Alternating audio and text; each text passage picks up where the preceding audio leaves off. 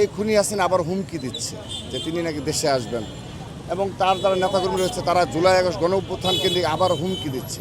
সেখানে অবশ্যই ছাত্র রাজনীতির প্রাসঙ্গিকতা রয়েছে, এবং অবশ্যই সেখানে সেই যুগের পর যুগ যারা নেতৃত্ব দিয়েছে বাংলাদেশ জাতীয়তাবাদী ছাত্রদল, সেই ছাত্র দলকেই নেতৃত্ব দিতে হবে সব ধরনের অপশক্তি ষড়যন্ত্রের বিরুদ্ধে, এবং একটি শ্রেণীকে জাগ্রত রাখতে হবে যারা বাংলাদেশের স্বাধীনতা সার্বভৌমত্ব নিয়ে কাজ করবে ক্যাম্পাসগুলোতে। ডিএমসি ডে উপলক্ষে মাননীয় প্রধানমন্ত্রী জনাব তারেক রহমান এবং তার সহধর্মিণী ডাক্তার জুবাইদা রহমান ম্যাডামও তিনিও আসছেন। তো এই উপলক্ষে আমরা স্বাভাবিকভাবেই ক্যাম্পাস কেন্দ্রিক যারা রয়েছে ঢাকা বিশ্ববিদ্যালয়, ঢাকা মেডিকেল কলেজের যারা রয়েছে ছাত্রদলের, এবং ঢাকা কলেজ সহ এই শিক্ষা প্রতিষ্ঠানগুলোর যে সকল শিক্ষার্থী যারা রয়েছে, যারা ছাত্রদলের নেতাকর্মী সমর্থক, তারা সবাই এসেছে যে মাননীয় প্রধানমন্ত্রীকে শুভেচ্ছা জানানোর জন্য। তিনি যখন বিভিন্ন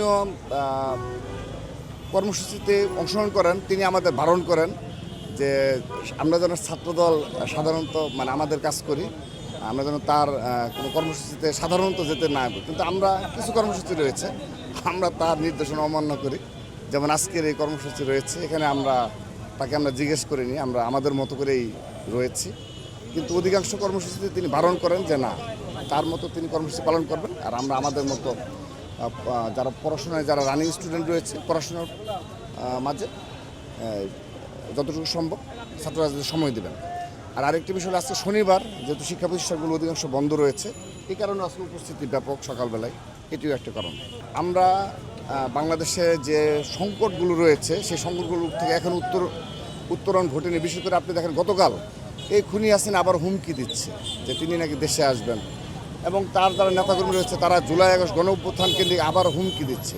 সেখানে অবশ্যই ছাত্র রাজনীতির প্রাসঙ্গিকতা রয়েছে, এবং অবশ্যই সেখানে সেই যুগের পর যুগ যারা নেতৃত্ব দিয়েছে বাংলাদেশ জাতীয়তাবাদী ছাত্রদল, সেই ছাত্র দলকেই নেতৃত্ব দিতে হবে সব ধরনের অপশক্তি ষড়যন্ত্রের বিরুদ্ধে, এবং একটি শ্রেণীকে জাগ্রত রাখতে হবে যারা বাংলাদেশের স্বাধীনতা সার্বভৌমত্ব নিয়ে কাজ করবে ক্যাম্পাসগুলোতে, যারা ফ্যাসিবাদ বিরোধী লড়াইয়ে ক্যাম্পাসে শিক্ষার্থীদের মাঝে জনপ্রিয় সংগঠন নিজে আবির্ভূত হবে, এবং প্রকাশ্য রাজনীতিতে এই ধরনের বাংলাদেশ বিরোধী যারা শক্তি রয়েছে তাদের বিরুদ্ধে শক্তি প্রদর্শন করবে। সেই সংগঠনের নাম বাংলাদেশ জাতীয়তাবাদী ছাত্রদল, এবং অবশ্যই প্রাসঙ্গিকতা রয়েছে ছাত্র রাজনীতি। তিনি তার পরিবারের সকল সদস্যদের এক সপ্তাহ আগে পালিয়ে যাওয়ার নির্দেশ দেন, এবং যিনি নিজে পালিয়ে যান তিনি বাংলাদেশের রাজনীতির প্রাসঙ্গিক হতে আমরা ছাত্রদল